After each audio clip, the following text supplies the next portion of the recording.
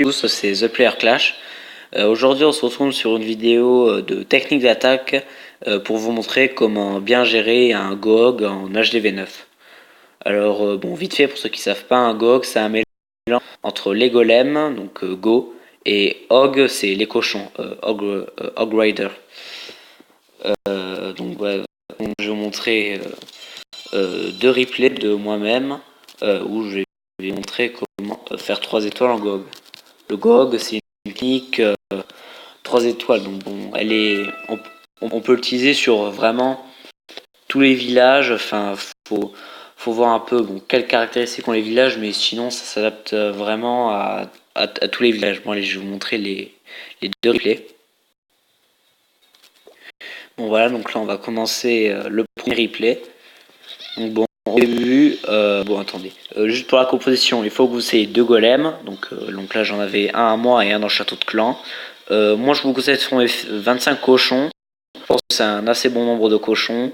Et après vous adaptez avec les sapeurs, les troupes de finition, qui sont les sapeurs et les archers. Et après vous formez allez, entre 10 et 15 sorciers, c'est pas mal. Après pour les sorts, faut former toujours minimum 3 sorts de soins pour soigner les cochons. Parce que les cochons, s'ils se font détruire, s'ils se font tuer, ça va beaucoup compromettre votre attaque. Et après, vous adaptez. Moi, je préfère former des sorts de tremblement parce que les remparts étaient assez costauds. Et puis,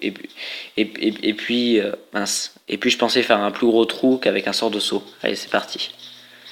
Bon, là, vous voyez que je lance un petit minion en bas pour m'occuper des bâtiments gratuits. Donc, bon, là, les casseurs de tremblement. Donc le mec avait quand même un village anti-3, donc bon, avec la reine au milieu. Bon, ça c'est un peu embêtant, mais si vous devez attaquer avec vos troupes, attaquez toujours d'un côté où vous pensez qu'il y a des doubles bombes. Parce que les doubles bombes, vraiment, si jamais les cochons se les prennent, c'est fini. Votre attaque sera gâchée, vous ferez 1 voire 2 étoiles, mais jamais pas. Hein. Donc bon, là vous voyez que j'attaque du côté de l'hôtel de ville. Et il y avait, je crois, ouais, il y avait bien des doubles bombes. Donc bon, déjà, ça me fait une double bombe d'éliminer. Donc bon, vite fait, il faut lancer ses golems, ses sorciers, puis ses sapeurs et ses héros pour tout faire rentrer. Ensuite, dès qu'il y a quelques défenses occupées, il faut lancer les cochons. Ne jamais lancer tous ces cochons, tout ça à la suite, en laissant votre doigt appuyé. Il faut vraiment les disperser un peu. Après, vous lancez vos soins. Selon l'endroit où vont vos cochons. Alors ça n'était pas non plus, ils étaient assez regroupés, donc bon, ça allait. Donc gardez toujours aussi quelques troupes de finition, parce qu'on sait jamais, si jamais il reste quelques bâtiments, ça peut aussi être un peu gênant. Voilà. Donc voilà, vous voyez qu'il me reste encore quelques sortes il me reste encore quelques cochons. Bon, par contre le hic, c'est vraiment plus beaucoup quoi. Donc vous voyez quand même que j'ai réussi à passer. Bon, il restait encore le roi, mais ma reine avait encore beaucoup de vie. Il me restait encore des serviteurs. Bon, je pense que vous savez comment ça va se finir. Donc je vais finir par faire un 3 étoiles, mais bon. Bon, vous voyez bien que le Goak c'est vraiment très très efficace et contre les villages qui peuvent être anti-2 voire anti-3. Bon, maintenant je vais vous montrer le deuxième replay. Donc bon, voilà pour le deuxième replay.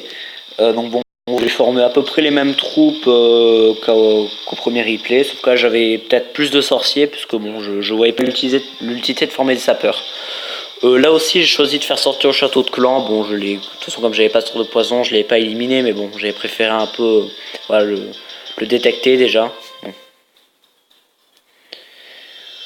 Bon, après le château de clan c'est vraiment c'est vraiment vous qui voyez si vous voulez éliminer. Bon, après vous pouvez le faire si vraiment ça vous gêne, mais bon, moi je pense que ça passe très bien avec. Donc, vous voyez que quand même le mec en face, il avait de très beaux remparts, quoi, des remparts 10 et 9, et il avait des Re-22, donc bon, c'est sûr que ça pouvait faire très mal. Donc là vous voyez que j'ai aussi attaqué du côté de la reine. Ensuite je lance en bas tous mes cochons, vous voyez, pas tous en même temps, un peu en vague. Pour éviter qu'ils se fassent démonter par les tours de sorciers. Les sorciers aussi, il faut essayer d'assez vite les éliminer. et donc prévoir aussi où sont les bombes géantes, parce que bon, comme une bombe géante ça fait beaucoup de dégâts, et si jamais après il y a une tour de sorcier derrière, ça fait vraiment très très mal. Donc voilà, vous voyez qu'il me reste encore beaucoup de cochons, il lui reste 3 défenses. Voilà, quand même quand même la bombe géante qui m'a fait un peu mal, mais bon, ça va, il me reste encore un sort de soin. Après, bon, vous voyez, c'est passé calme, c'est passé très très calmement. Regardez, il me reste encore mes 2 serviteurs de finition, et ma reine n'a pas perdu une vie. Bon, c'est quand même une reine niveau 20, mais bon. Vous voyez, il me reste encore plein de sorciers, plein de cochons, un petit golémite, et bon, vous voyez que ça passe vraiment super bien. Bon ben voilà, c'est déjà la fin de cette vidéo.